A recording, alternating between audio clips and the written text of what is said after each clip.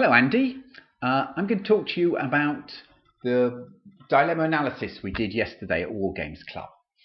If you remember, the setup is like this. What we were saying is your dilemma was you wanted the university to pay you. Now your position is I want that to happen. The university's position is now I don't really want to pay you regularly. And if nothing else happens, what's going to happen is the threatened future. You don't get paid. Now, what we're saying happens actually is that you haven't actually communicated this yet to the university. So you haven't actually got this dilemma. You're afraid of that because what everyone is trying to do is to avoid having dilemmas. Let's just have a look at the details of your dilemma. If you click that, you get this board. Press pause if you want to read that carefully.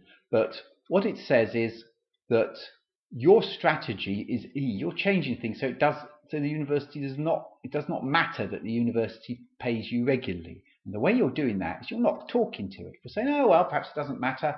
I'm not going to have this conversation because by not having the conversation, you remove the dilemma. But the underlying problem of you not being paid is going to remain. The university are not telepaths and are not able to read your mind. And so you're going to have to tell them. Now, when you tell them, we recommended that the actual strategy adopted was strategy A in this, which is to persuade the university that it is in its interest to pay you. Now, we said university administrators tend to be bureaucrats and interested in not making a mistake. So a way you could approach with strategy A is to say, oh, well, I think I've been working for you for 4 years. I think you ought to take me on now because I think that's not sort of legally right. And perhaps Tony could show you some of the legal documentation you could quote. And you go to it and you say, look, I'm trying to help you out because I don't want you to get into trouble. And that's the way you sort of pitch it. That's the safest thing to do because it's done in a very positive way. And we hope that if you do that, the university's response will be, oh, I do want to pay Andy regularly. I'm supposed to. And then the threatened future becomes that. Everyone's happy. That's what you want to have happen. We also discussed a couple of other things strategies that you might adopt. One of which is that you may, other way, say, well, okay, if you don't give me any money, I'm going to stop doing archaeology. Now, there's a couple of problems with that. At the moment, you haven't said that, so that's blank. But if you were to say it, you change the situation into this. Now, what matters is how the university responds. The university might be very scared, and they might say, oh, I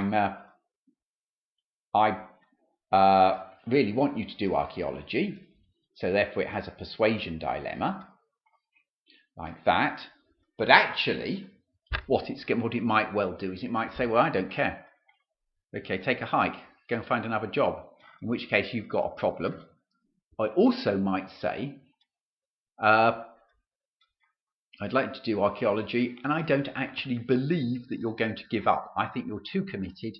So what it would do, what we represent that with is question mark there, and bingo, you've got not only the persuasion dilemma, which you had before, but you've got another dilemma, a threat dilemma.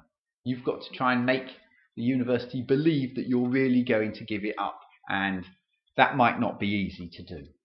The third dilemma, the third option we looked at briefly was doing extra admin for the university. Now, again, this isn't something that's been mentioned, so it's not a dilemma at the moment. Were you to bring it up and offer it, then if the university changed its mind and said, yeah, it'd be really great for Andy to be doing this extra admin, then you get the dilemma. But it might well say, not really fussed.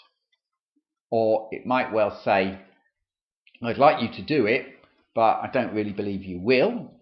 In which case you get the threat dilemma again. So, and also you have to consider, do you really want to do the extra admin?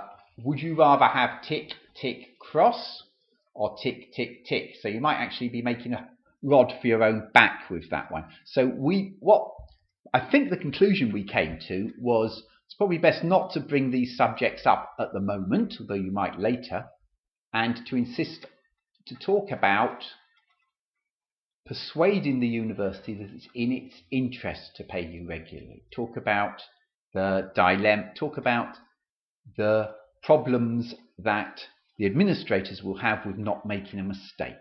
Okay?